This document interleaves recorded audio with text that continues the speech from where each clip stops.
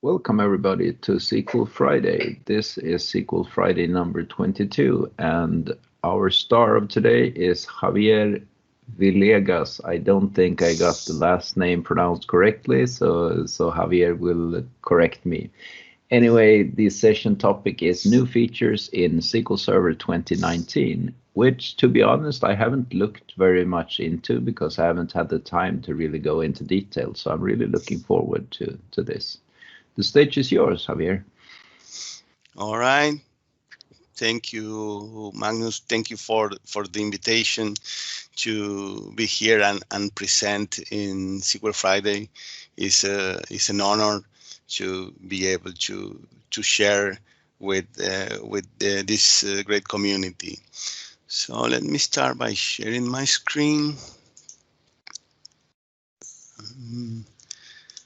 Let me know if you see it. I see the screen. Yeah. Very good.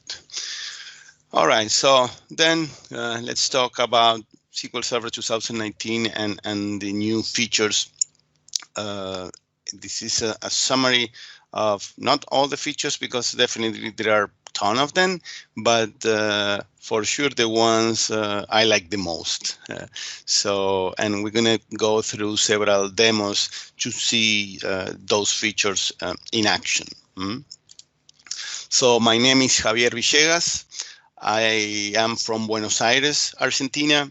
I work as an IT director in the data and BI area at Mediterranean Shipping Company for around 15 years. I've been involved with SQL Server since version 6.0 or something like that. Not sure how many years ago. Definitely more than 20.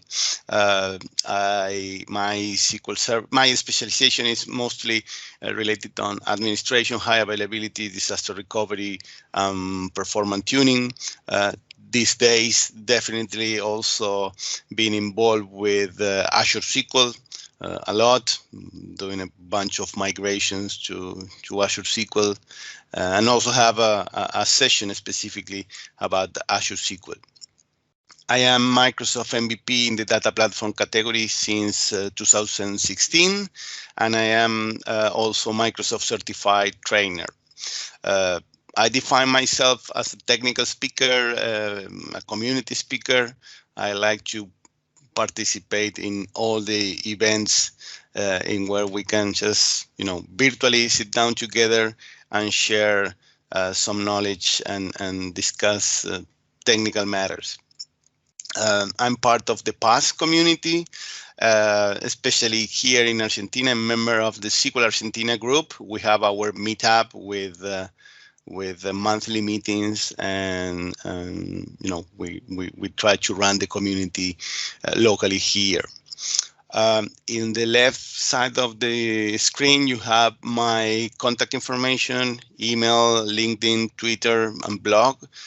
Feel free to connect with me. I like to, stay connected. And if you have any question or something to follow up after the presentation, you can reach me through my contacts. All right.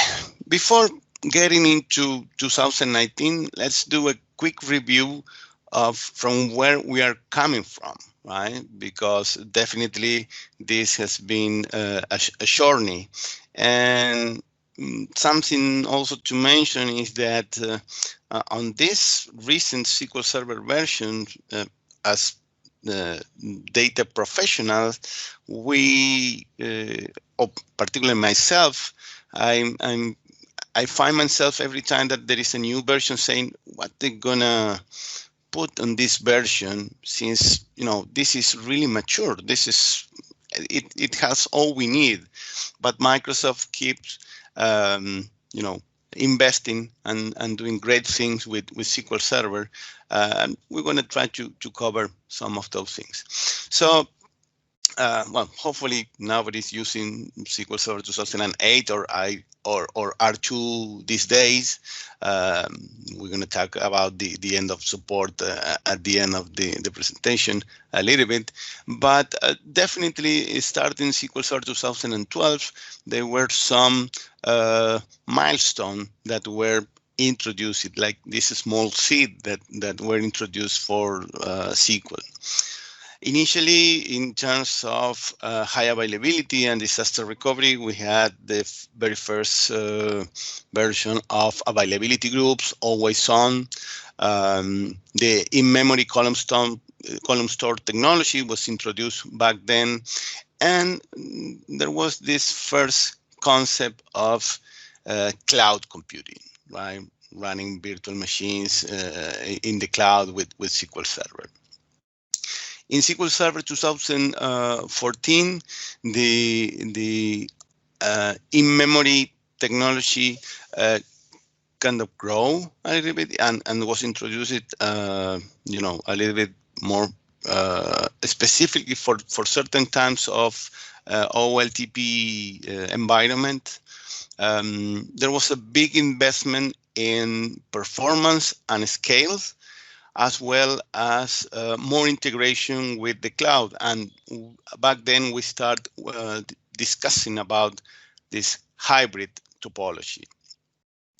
SQL Server 2016 and 17, which are definitely the modern versions of SQL Server, including 19, of course, there was this concept of industry-leading performance, in where SQL Server was definitely a big player in terms of high availability, performance, and enterprise ready, environment.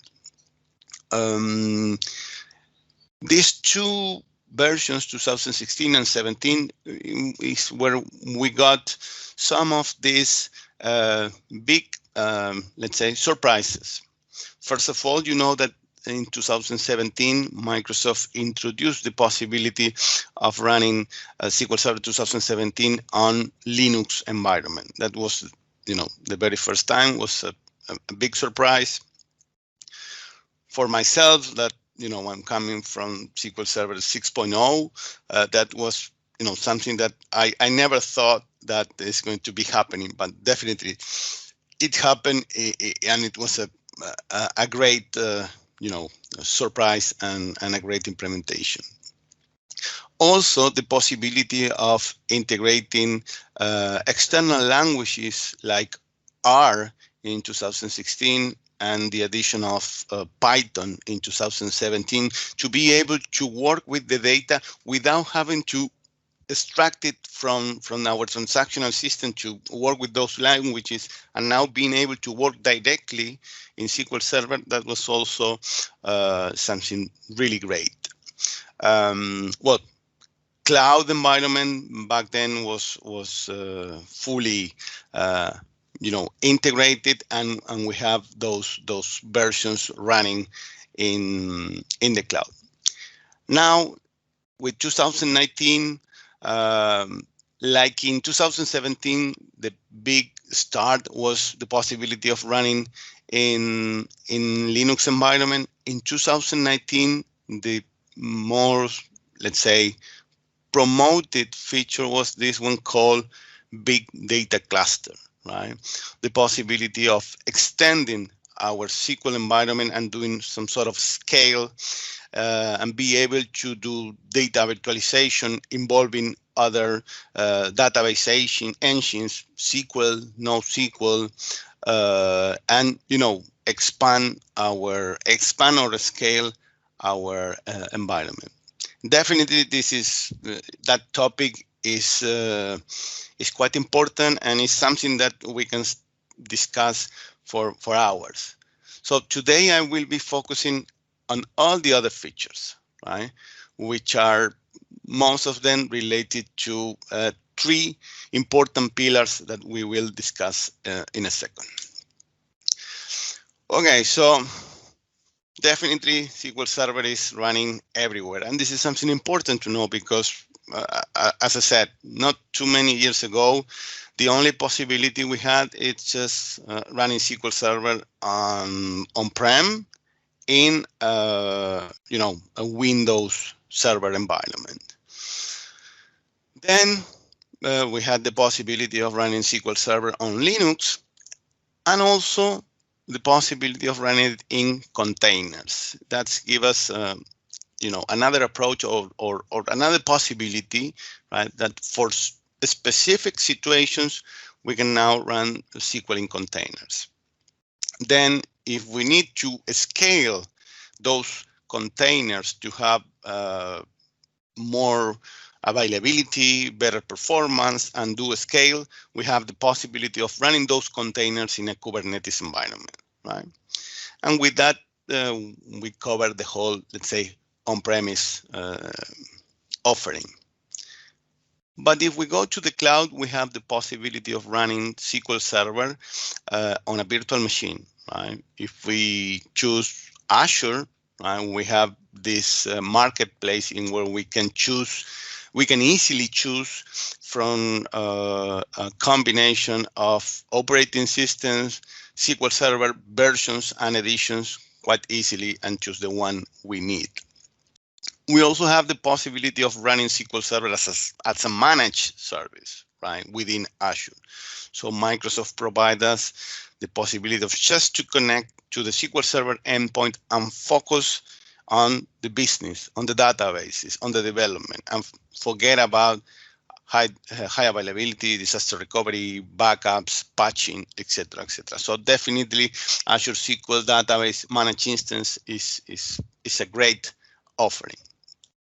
Additionally, we also have Azure SQL Database, the possibility of concentrating our development in a single unit database, right, where we can scale and distribute in different Azure data centers.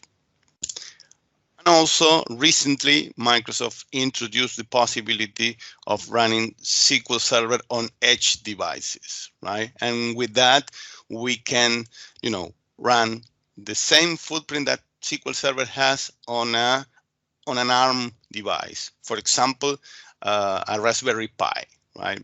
And this is something really good, actually. Of course, we won't be running our production mission critical workload in one of those devices, but for certain scenarios on an edge, right, like sensors and these kind of things, definitely this is a great possibility.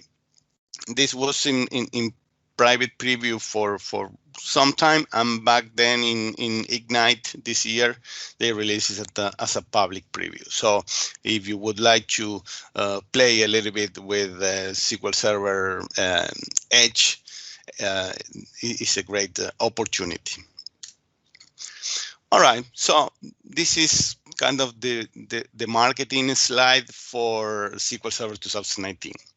With this feature called Big Data Cluster, Microsoft introduced the possibility of having Spark within SQL Server, right, on the same installation, and with that being able to to expand different scenarios to do machine learning, data virtualization, connect to another environments, right? So now having a Spark within SQL Server when we choose this setup of data big data cluster is a great thing. As I said, it's something much bigger than that, but as a summary, we can have a Spark and SQL Server integrated. Choice of platform and languages, right? We mentioned a couple of times, we have multiple platforms in where we can run SQL Server, but also several languages, right? Initially, we only had T-SQL, and now we are able to run R, Python, and in SQL Server 2019, they introduced the possibility of using Java in SQL Server. Industry-leading performance, right? Definitely is at the top of the rankings in the TPC-C and TPC-E ranking, so is an industry-leading engine. It's the most secure environment for the last 9 years. Definitely the one with less vulnerability if you compare it with other major database engines, right? And you can run it from edge to the public cloud, going through the private cloud. Something that Microsoft really is focusing these days is not just in giving us just random features or separated features. It's just trying to give us features to resolve particular challenges that we may have, right? With big data cluster, as I mentioned earlier, possibility of integrating with other engines, having SQL Server at the center of the star. What is this? We can, let's say, configure our SQL Server to access these other engines.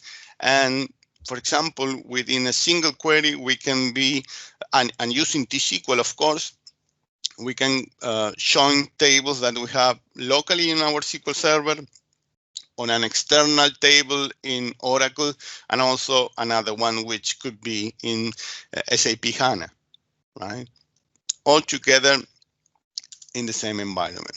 One more time, the possibility of choosing platforms, extensibility with different languages, R, Python, and Java. Intelligent performance. This is something that we're going to be focusing a lot on this presentation.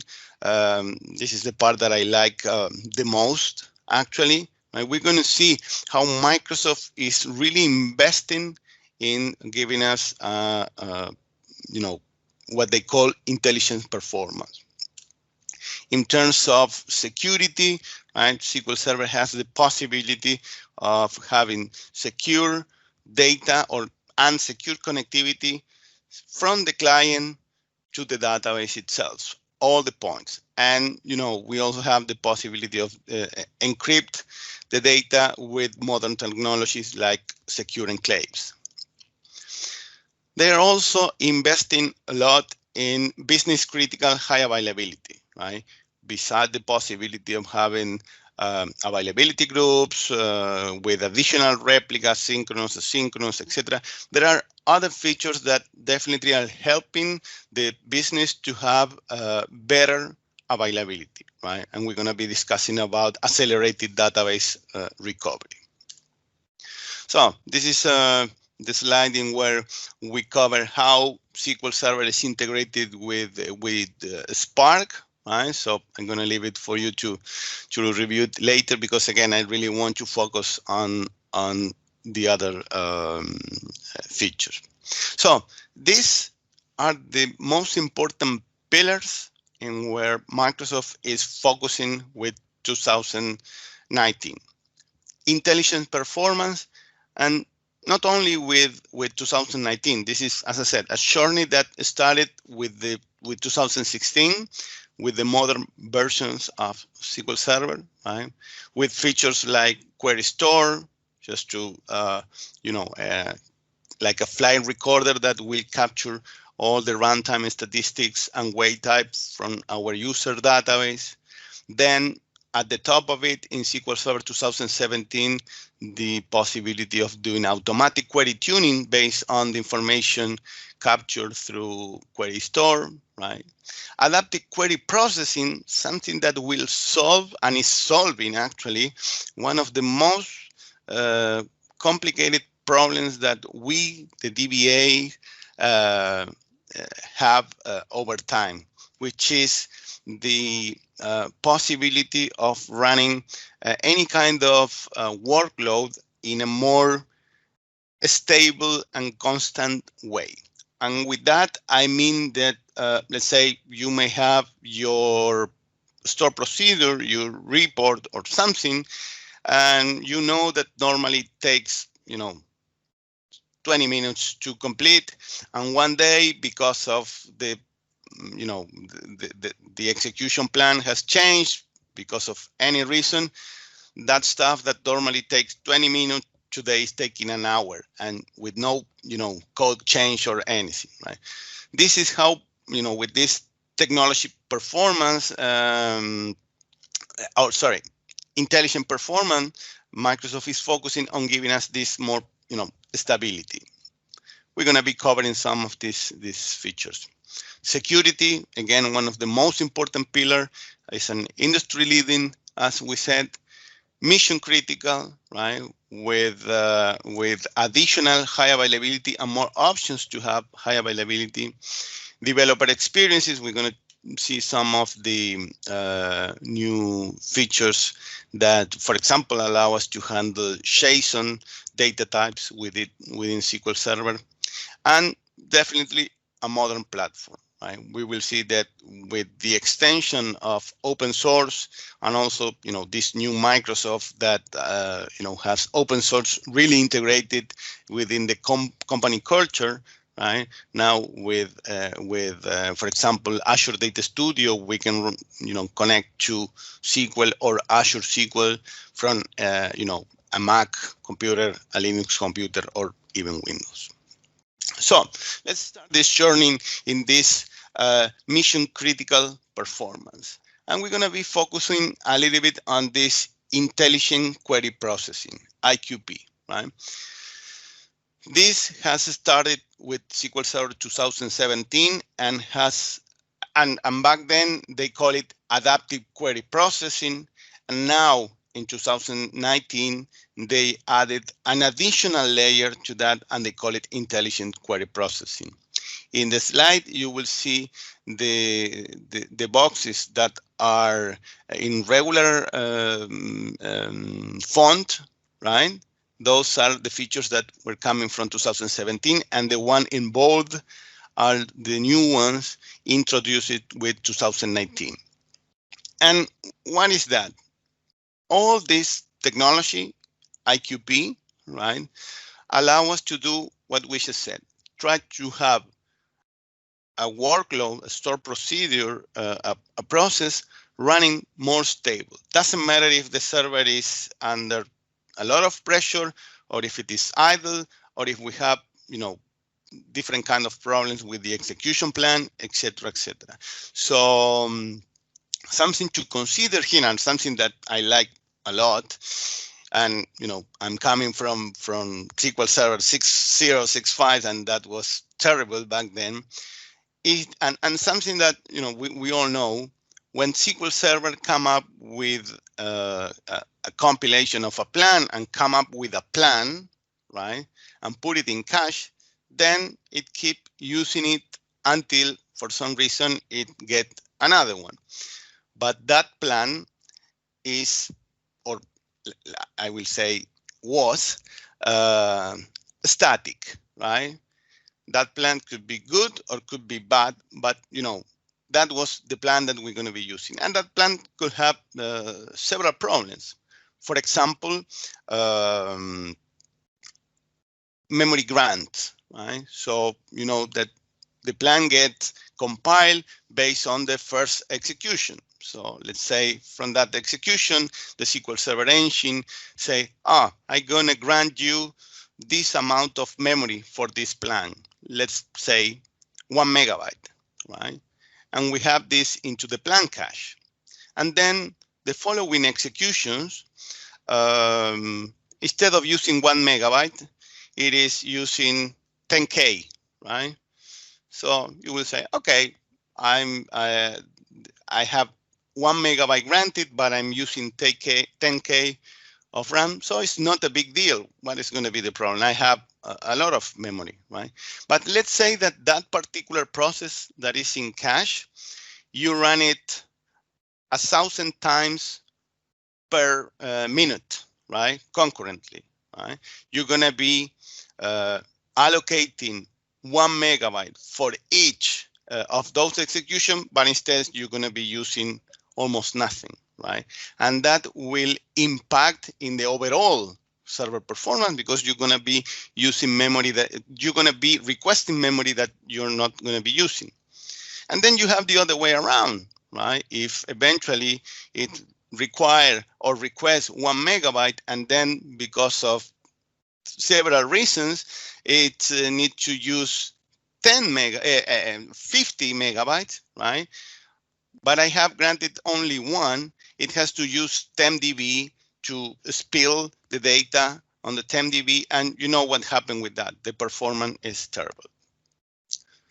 With intelligent query processing, right, and with this box is called memory grant feedback, what SQL Server is doing right now is that, you know, we get the initial plan in the cache, right?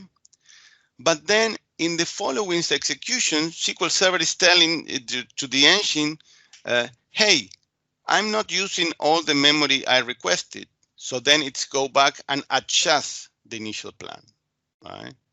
And also the other way around. I run it for the second time. I say, hey, I need more memory. So the following execution is going to request for more memory. And that, I mean, with all that technique, we're going to see that we're going to be accomplishing the objective, right? Having more stable execution plan. You're going to see it in action in a minute. We also have the one that I like the most actually is Scalar UDF inlining. We all know that SQL Server and Scalar functions could be a challenging situation because, you know, we have these developers that are being quite creative and put a ton of business logic in a single Scalar UDF, right? And then we put it into the select or even under the predicate under the work clause, right? And, you know, historically, SQL Server was just saying, oh, whatever is coming in this UDF, for sure is not heavy. I'm going to give it, you know, like I will kind of disregard it. Definitely, this won't impact in my performance. And we all have seen, you know, SQL servers running at 100% of CPU usage because, you know, it was really hitting a huge UDF. Well, now SQL Server is trying to come up with the plan within the UDF and then integrating it into the main plan, right? And with that, again, now it's not that it's considering with no weight. Now it's getting the right weight and integrated into the main plan. We're gonna see it in action. You're gonna love it. So how do we use all these features, right? Basically, right, the only thing we have to do is change to compatibility level 150, right? So just enabling changing compatibility level for the user database will give us the possibility of start using these features, right? Another feature that I like a lot and I use a lot is lightweight query profiling in 2019. Right? And what is that? Let's assume that you have this report that you run every night. It normally takes 1 hour, let's say. And you know, when you arrive into the office, management, they have the output of that report already in their inbox, right? Then you get into the office that particular day, you pick up your cup of coffee, and then you got that phone call. Hey, I don't have this report ready. What's going on? So, you know, that is going to be one of those days, right? You start doing your troubleshooting and you notice that that report that normally takes 1 hour is still running, right? But what you don't know is at what point of the execution it is, right? If it is at 10% of the execution, 50%, or if it is about to finish, right? If you knew that, you can take better decisions. Well, this feature, lightweight query profiling, which is enabled by default in SQL Server 2019, will give you the possibility of having the estimated query progress, right? And with that, you know in an estimated way at which point of the execution you are at. Right? So this is really good. We're going to see it in a second. Something really good that Microsoft is doing these days is basically porting these great features back to 2016 and 2017, right? So using a trace flag, in this case 7412, right? You can have lightweight query profiling in 2016 and 2017, right? So it's not enabled by default. You have to enable it using this trace flag, but it's available. So that is really, really good. Also, something that has started with 2016 is this concept of scope database configuration, right? Or database scope configuration. What is this? Within the same SQL Server instance, right? Let's take this max degree of parallelism configuration just for a minute, right? You can have one value of max DOP for the whole instance, right? You can also use a hint in one particular statement to force the max DOP, right? And now you can specify the max DOP per user database, right? So you can do it at instance level, at statement level, and now also at database level. And not only max DOP, there are a long set of database scope configuration, right? You can define which version of the cardinal estimator you're going to be using, the legacy or the new one, max DOP, enable or disable many other features per database now. Right? So this is really important. There is a link over there in where you have additional information about others database scope configurations. Also, the possibility of using the modern hardware, right, with this new persistent memory, right, in where you can have, let's say, storage, right, using memory technology. So with sub-millisecond latency, right? And SQL Server 2019 take advantage of this new technology where you can put your data files there, right? And take advantage of this performance. So, and also if you want to extend the hybrid buffer pool, you can do it using this memory. Another feature that I like a lot, and when I saw it the first time, I said, I don't know what it is, but definitely they just presented saying 10dB, it just runs faster. What is that? So we know that tuning the 10dB is something that we can go online and we can find, a lot of information. We have to, generate data files per number of cores, so we can, just split the load into different files, etc., etc., etc.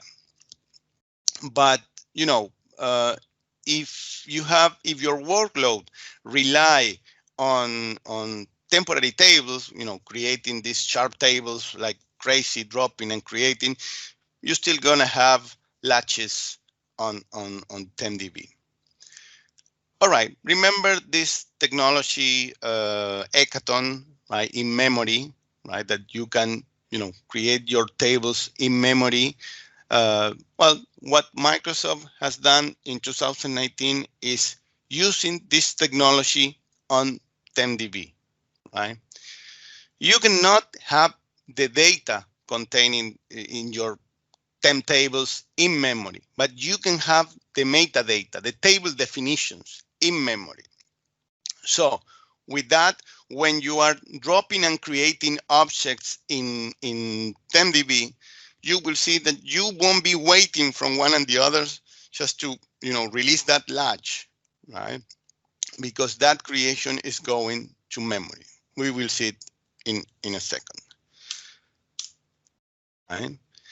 This is a feature that you have to enable at instance level. So you enable it, you restart the SQL Server, and it's using this feature in the TempDB. Then something that I like a lot, especially for the DBAs that are starting, with their first steps, and also, DBA by accident, is the enhancements on the setup process. Right? We know that installing SQL Server is quite simple. We just go and hit next, finish, and it's ready. But then the post install process is more important than the installation itself, because there are a bunch of things to adjust, configure, to make it able to work on the right way. Okay. In SQL Server 2016, Microsoft introduced the possibility of adjusting the TempDB configuration directly in the setup process, right? So from there, we can choose the number of files, the sizes, the location. So that was good, because that was one of the most critical problems. Everybody was just defining the TempDB as the default on the system drive with one file growing by 10%. So that was not good. Now, in 2019, they give us the possibility of setting the max DOP, that we know that the default was 0, and we can discuss a lot about that number, but most of the cases it was not the right value. So now what the SQL Server setup does is identify the amount of cores, and it will propose you with the right, or with the, let's say, with a proposed value for max DOP, right? You can use that proposal, or you can set the one you want, right? But you can do it through the setup process now, not as a post setup process. You also have the possibility of specifying the minimum and maximum memory for the instance, right? Before, it was grabbing this default value, which is a huge number. So was definitely not the right one, because after running SQL Server for a couple of days, the machine became unresponsive, and that was because SQL Server was grabbing all the memory. Now the setup process detects the total amount of memory and will propose you with a number just to allocate specifically for SQL Server.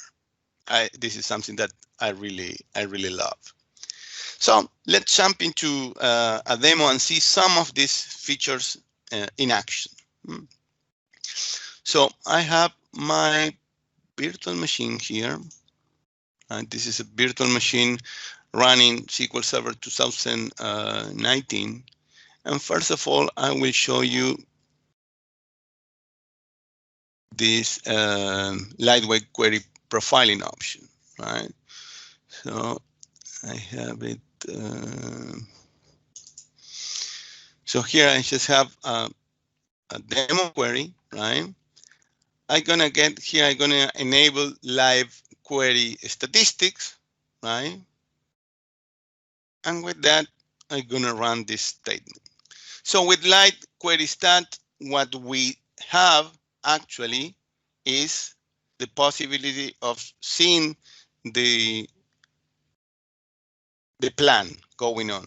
But look, something that we have right now. At the top, we have estimated query progress, right? So now we know that we are at the 47% of the execution. Again, with that, we can take different kind of decisions, right? So we know that this is half. Now we're gonna kill it, and we'll run another one, right? See, when we run this one, we see the estimated query progress. So this is important to know. Okay, so this is moving, and it's about 20%. So it's going to finish, we can estimate when it's going to finish. So we have the value up there, and we also have it here at the bottom. right?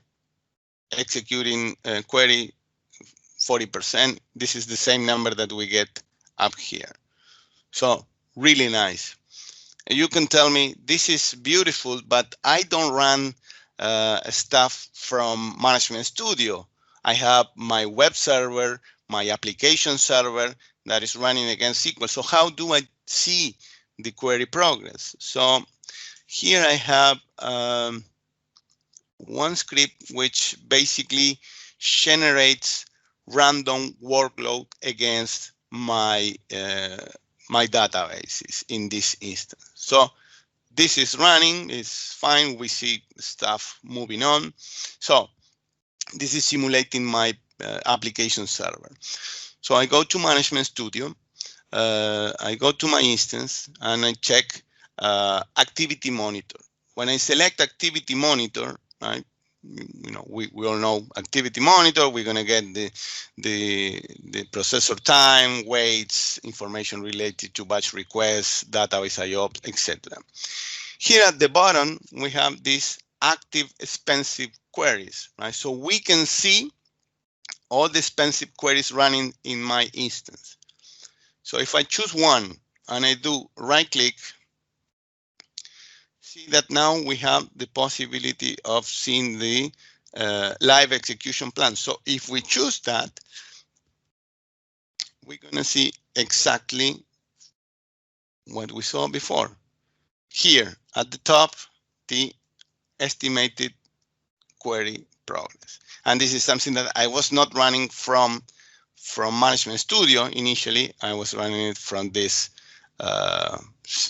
workload simulation, right? So really nice feature to check the query progress.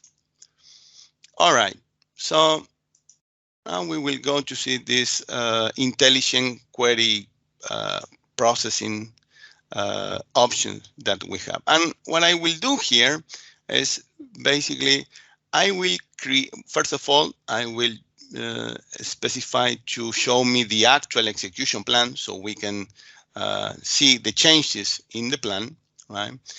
I'm changing the compatibility level to 140, which is 2017, right? And what I'm doing here is basically creating a store procedure that joins a bunch of tables. Nothing too fancy, right? So remember, first time we execute the store procedure, it's going to come up with an execution plan, right? So I'm going to execute it with this parameter 8, right? It's going to write, it's going to run really quick, right? But it returns nothing. And it came with this, execution plan. Note the warning here, right? When we go to the warning, we have here saying query memory granted excessive grant. So it's granted this amount of memory and it's using almost nothing. All right, so we have this warning. Good. So second time we run this procedure, it's already have this plan in cache, right? But now we're going to run it with the parameter 9, right? Let's see what happened. We run it once. We notice that it's taking a little while. And the difference is that now with this parameter number 5, it's going to return several rows, right? Over 200,000, I believe. Yeah. So here we have, it took 14 seconds, 231,000, right? And we got the output. When we go check the execution plan, now we notice that we have these warnings everywhere, right? It's, since it didn't have enough memory, it has to write on 10 dB to, use the memory. So we have warning here. We have warning here at the sort that is using 10 dB, and also here. Remember, 14 seconds, right? What I'm gonna do now is running this store procedure one more time, and let's see what happened. Right? So we ran it. Right? Now it took 2 seconds. Right? Instead of 12, returns the same amount of row. When we go to the plan, we don't see those warning anymore. They're gone, right? And why is that? Because of this memory grant feedback, right? The engine has detected that it has issues with the memory, and it adjusted the plan to use the right amount of memory. So all the upcoming execution will be adjusted like this one, right? So this is going to do the, going to help us to accomplish this objective that we mentioned at the beginning, being able to be more stable with execution, right? So definitely something that that I use a lot. Then let's go to the new one related to scalar tables, right? Sorry, scalar functions. I will change the compatibility to 150. I will clean the procedure cache, right? And we'll switch the database. So here, what I'm doing with this scalar function is basically just to get like mileage from an airline option. So depending of the amount of miles that you have, you're gonna get the category regular, gold, or platinum. Right, so you specify the customer key, and depending on the orders, you're gonna get this category. So we create the function, right? And then what I'm going to do is running the function, right, using this hint: disable the SQL Scalar UDF inlining. This is actually the same as running this in an older compatibility level. So I will run it this way, right? It's going to take a little while. And when we go and check the execution plan, we will see that SQL in this query here, I didn't mention about the query itself. I'm specifying or selecting the customer key, the customer name, and also using my function passing as a parameter the customer key, right? So we got for every single customer, right, the category.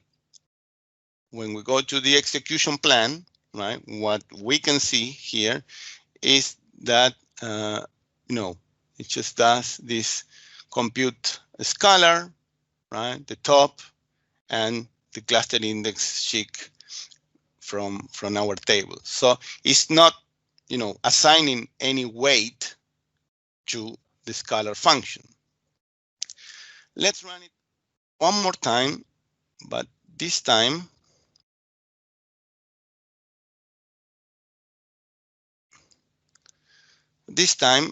let's remove the hint, right, and just run it in compatibility level 150 with the scalar UDF inlining feature on, right? So when we run this, we will notice something different, especially in the execution plan. So it's finishing. We just go to the plan, and now we see that the plan is much, much bigger. And this is because now it's not only the scalar function with the weight of 1, it's embedded the whole plan of the function into the main plan, right? So note the difference between, one and the other. Definitely, this is much, much better because it's taking the reality, right? Instead of guessing that the weight is only 1, is getting the right weight for that plan. All right. Then we will, let's see how we are with the time. Yeah, I think we're good. I'm gonna show you this feature for let's switch a little bit for database scope configuration, right? Just to show you, I told you earlier that we can specify database scope configuration settings for database level. So as we mentioned it in the slide, we can specify the max DOP. If the database is configured in availability group, we can specify that the secondaries will have a different max DOP. We can specify to use the legacy cardinal estimator. We can specify enable or disable parameter sniffing. Tell it that for this particular database, we would like to use the query optimizers in the hotfix, clean the procedure cache for one database only, and also specify optimize for ad hoc workload. Right? These are only few examples. There are many more. If we do a select star from database scope configuration from DMB, we have all these options, right, that we can specify as a database scope configuration for a single database. Then we'll see the one for 10DB. I'm gonna show you 10DB metadata. All right, this one is quite simple actually. I'm gonna open those files, one and the other. As I told you, this is something that we have to enable at instance level. So checking the server property, is 10DB metadata memory optimized? We check that now is disabled. That is why we have 0 there, right? We can enable it with this alter server configuration, set memory optimized, 10DB memory on. We're gonna do that later. So now we know that it's disabled, right? So what I have here is a simple store procedure that is basically, dropping a table in 10DB, creating it again, and then doing a bunch of inserts, and finally doing the select from that table, right? So what I will do is create this store procedure, and then here I have this batch file, which what it's doing is executing that store procedure multiple times, right? So this is running. When we go and check here, this is similar to SP who's active, right? We check that we have that procedure running multiple times, and it's being involved in a block, right? Those are block. One session is blocking the other multiple times, right? And if we check, this is going to take some time to complete, right? And this is blocking because, again, it's dropping and creating the 10DB, the table in 10DB multiple times, right? So that is why we have this page latch wait. So let's kill this, right?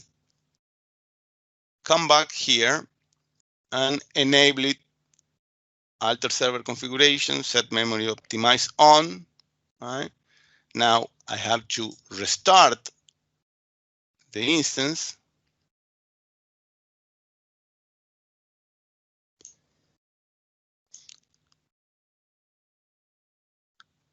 It's going to take 1 second. And what we will do actually is exactly the same. Let's rerun the same workload, calling the same store procedure multiple times. So when SQL Server is started, we will check now. Let's give it a second. Okay, now we check and we see that the property is enabled, right? So again, we already had the store procedure from before. We're going to be executing the same workload. And when we go and check what's happening, right, we will see that we have no logs. Right? The store procedure is running, it's not locking itself, right? And the end result is that this is going to run much faster because there are no logs involved. This is one of the features that I would like to have it enabled by default, but well, Microsoft say that because of compatibility levels with previous versions, they decided to put it, to have it available, but disable it by default. And if you want, you can enable it manually. So, we can check it. And let me tell you, this one takes less than half of the time that the previous one. So definitely something really good. I'm using it in most of our environment, right? Especially, again, for those cases in where you rely a lot on temporary tables with this drop-in and creation rate, right? This is a really good feature. All right, so let's jump back to the presentation. Slideshow. So we talk about the enhancements in the setup process. We also have, the possibility of data encryption from the client on the connection string to the database using this new technology called secure enclaves, right? Data classification and auditing. This is from Management Studio. We can classify, and SQL Server can identify and propose you if it finds that some of your tables may have confidential data, names, addresses, etc. For mission critical high availability, there are a bunch of new features. Right, resumable online index creation. This is something that for us, for the DBAs, when we have to do index rebuild or create new indexes, right? Before it was kind of a complicated thing because we have to spend hours to do these maintenances. Right now, all these operations are online, of course, but also resumable. And with that, I mean that we can start doing an index rebuild or an index creation, and at some point we can pause it and resume it later, the following day, the following maintenance windows, etc. In 2017, we have the possibility of doing only index rebuild. In 2019, we can only do we can also do index creation in this resumable way, right? And then we have this accelerated database recovery, which I won't have time to show you, but I'm gonna at least show you some screenshots, right? What it does is, when you have this, let's say for what you can use this. When you have a long-running transaction, let's say a couple of hours, right? And for any reason, the transaction get abort. You kill it or the server crash or any reason, right? It has to do the whole rollback, right?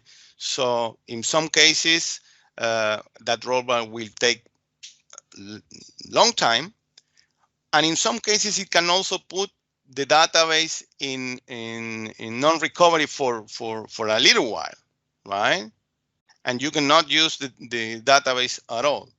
Well, with this feature that, again, you have to enable it per user database, Microsoft has changed the whole structure of how the transaction log and the checkpoints are being done, right? So it's been more aggressively, right?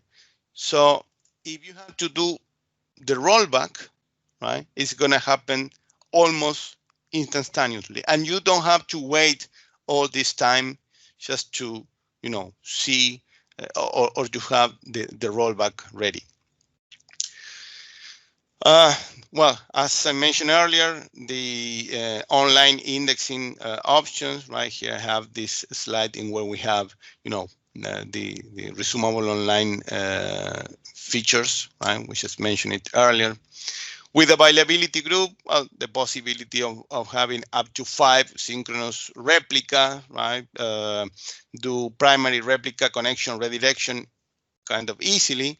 And then something that I like a lot is the clusterless availability group, right? So now you don't rely on window clustering, right, to be able to set up an availability group, right? And with that, you can do things like this. Create an availability group or a distribute availability group using cross-platform, right? Windows and Linux. Really interesting for some scenarios. In terms of developer experiences, there were improvement in graph, UTF-8, machine learning, of course, right? We mentioned already possibility of running SQL Server on Linux and on the most, let's say, popular distribution, Red Hat, SUSE, Ubuntu. The possibility of handling SQL Server using Azure Data Studio. And then this, this was one of the most requested features or fixes actually in SQL Server, right? Everybody has seen this message: string or binary data will be truncated in table column. So, right now you can see the table, the column, and the value that was truncated, right? So not only the message saying that there was a truncation, right?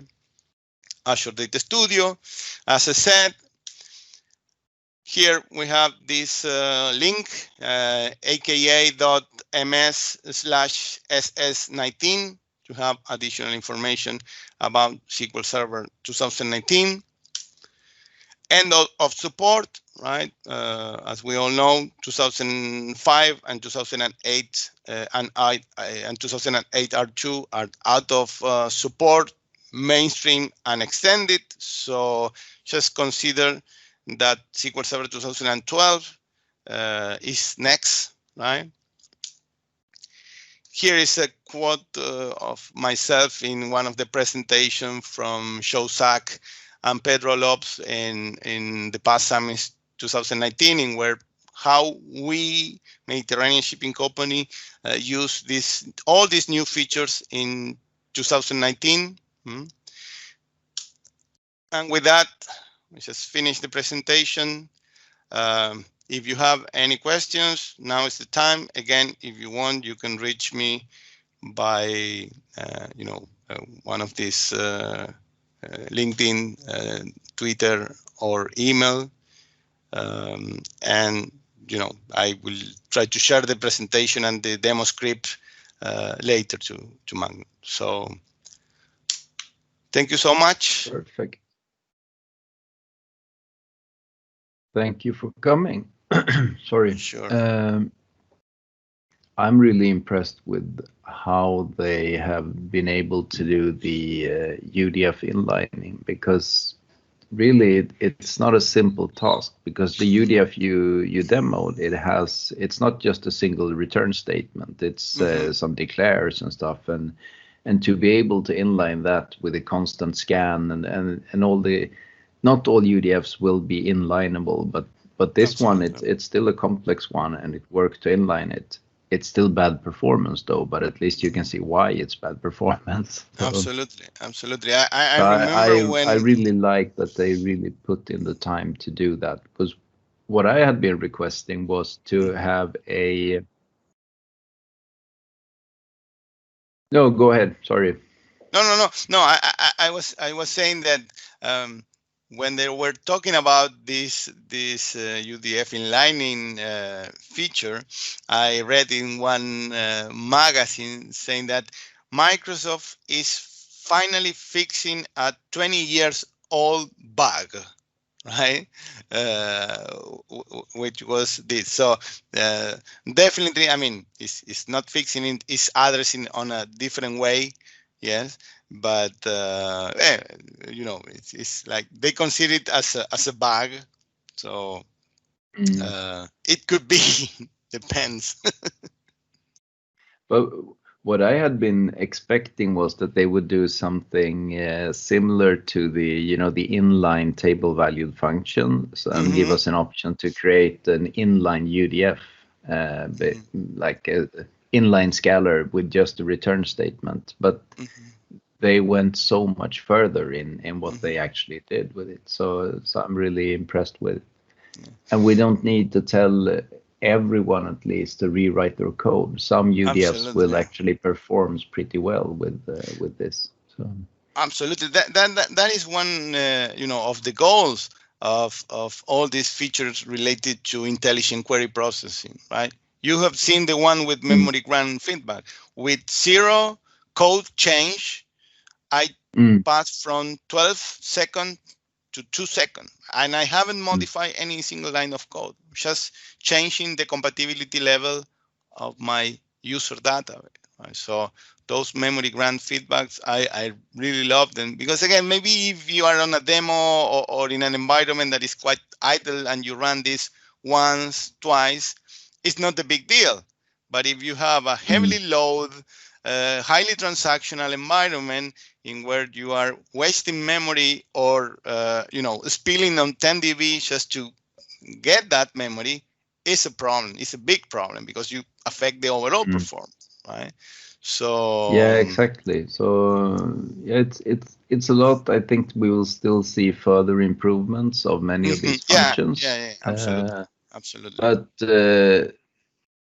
they have gone a long way, and I think the best is yet to come, because as they will fine tune this, I have seen some examples with the memory grant feedback when you have a really skewed data distribution in the table, that it never gets to a kind of decent level, because then you run it with a big, where you should have a big memory grant, and then the next time you need a very small memory grant, and then a big one, and then a small one. So, but I'm sure this is features that they just came into the product, and they're gonna fine tune them further. I'm sure they're working on it as well. So. Yeah, I mean the memory grant feedbacks are I mean, they are the version 2, because they already started with 2017, right? You can go with raw mode, batch mode, etc. But they already started. With this one, with the scalar UDF inlining, is the first time they are addressing it in 2019, right?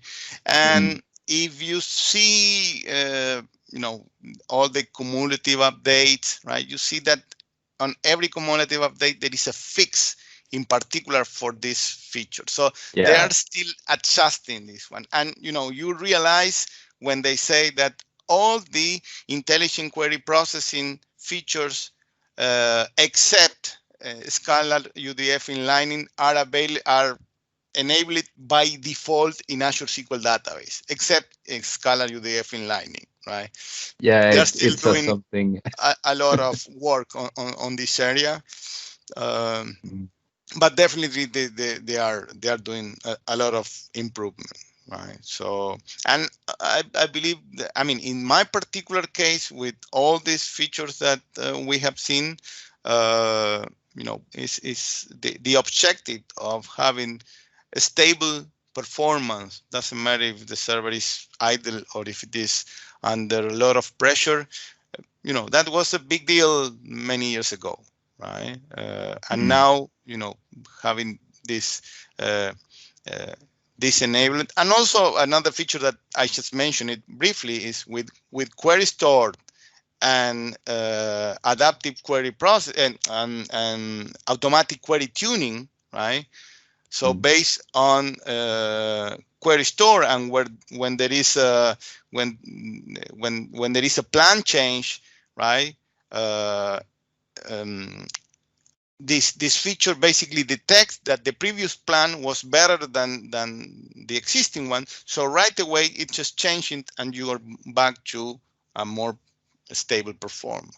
Right? So definitely since 2016 they are investing a lot on performance, and in my personal area, I use a combination of 2017 and 19, and definitely is a lot of improvement. Yeah. So I think that will be the last words, because I have a work meeting that I need to jump into. But thank you so much, Javier, for coming. I hope Thank you we for will the be able to meet. invitation. Yeah. So I hope we'll be able to meet in person in not too long. It's going to take another many months, I'm sure. But no, but I really enjoyed well, the session. So. In the future, we can present something else if you want. So yeah, sure. The call for speakers for SQL Friday for next year is open. So anyone who wants to present, just go ahead and send in. For everyone on the call. Yeah, exactly. So even if you haven't ever done a presentation, absolutely, you got to do it first time sometime. Absolutely. All right, Magnus, thank you so much. Thank you for the opportunity to present with your community, and well, have a nice rest of the day. And you. See you, Javier. Bye.